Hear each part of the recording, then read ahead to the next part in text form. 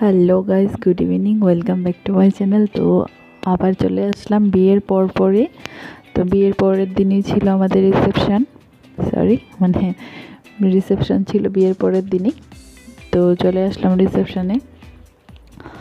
তো যেখানে রিসেপশন পার্টিটা দেওয়া হয়েছিল, তো গ্রাউন্ডটা ছিল অনেকটাই বড় আর খুবই সুন্দর ছিল গ্রাউন্ডটা।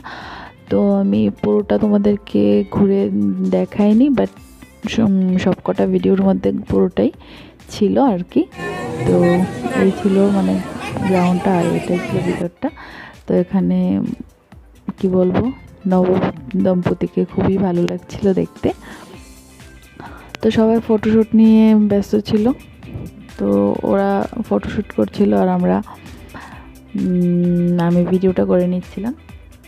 তো পরে আমি আমাদের ভিডিওটাও আমাদের ছবিটাও তোমাদের সাথে শেয়ার করে নেব।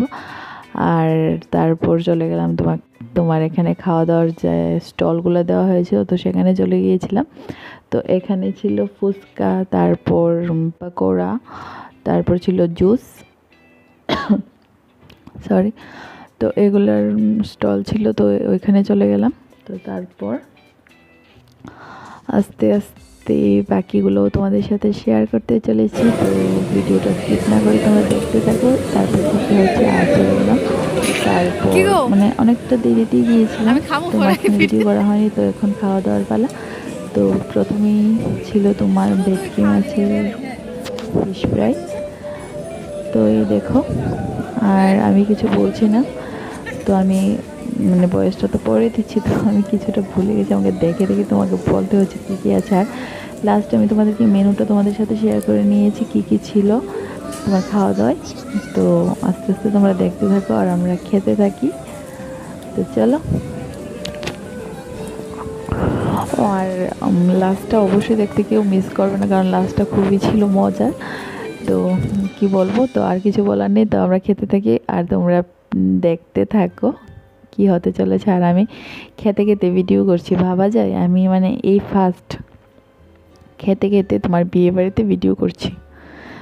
আর মোবাইলটা ভালো করে রাখা হচ্ছিল না, দেখাও যাচ্ছিল না, কিভাবে ভিডিও করছি বুঝতে পারছি না। তো চলো তোমরা দেখতে থাকো, তোমরা দেখলেই বুঝতে পারবে যে আর আমি কীরকমভাবে ভিডিওটা করছি। ওকে, আর বকবক করছি না। ভাত ডাল, এটা এখানে কি জানি দিয়েছে, এটা কি ডাল তড়কা না কি, ওটাকে তড়কা একটা টাইপের তড়কা টাইপের দিয়েছিল। তারপর ঝুরি আলু ভাজি, বেগুনি দিয়ে শুরুটা করে দিলাম। তো শুরুটা করে নিলাম। তো খেতে থাকি। ভেটকি মাছ দিয়ে স্টার্ট হয়েছিল, তো এখন রাইস দিয়ে শুরু করলাম। আর আগে আগে দেখো খাতি হো কিয়া। তো ঠিক আছে,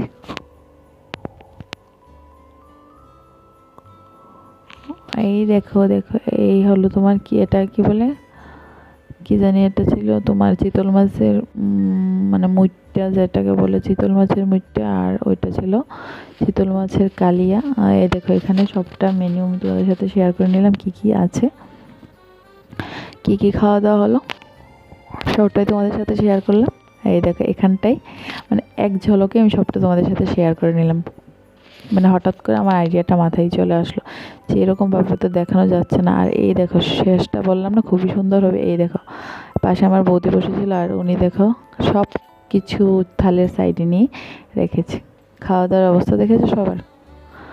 আমার খাওয়া দাওয়াটা মোটামুটি ভালোই ছিল। আমি লাস্ট চাটনি আর পাঁপড় না হলে আমার ভালো লাগে না, চাটনি আর পাঁপড় দিয়ে খেয়ে তারপর আমরা শেষ করবো। আর আমার মেয়ে খাওয়া দাওয়ার পরে এখন খুব মাস্তি করছিল। ওখানে একটা দোলনা ছিল, তো দোলনার উপর বসে ও খুব হইচই করছিল।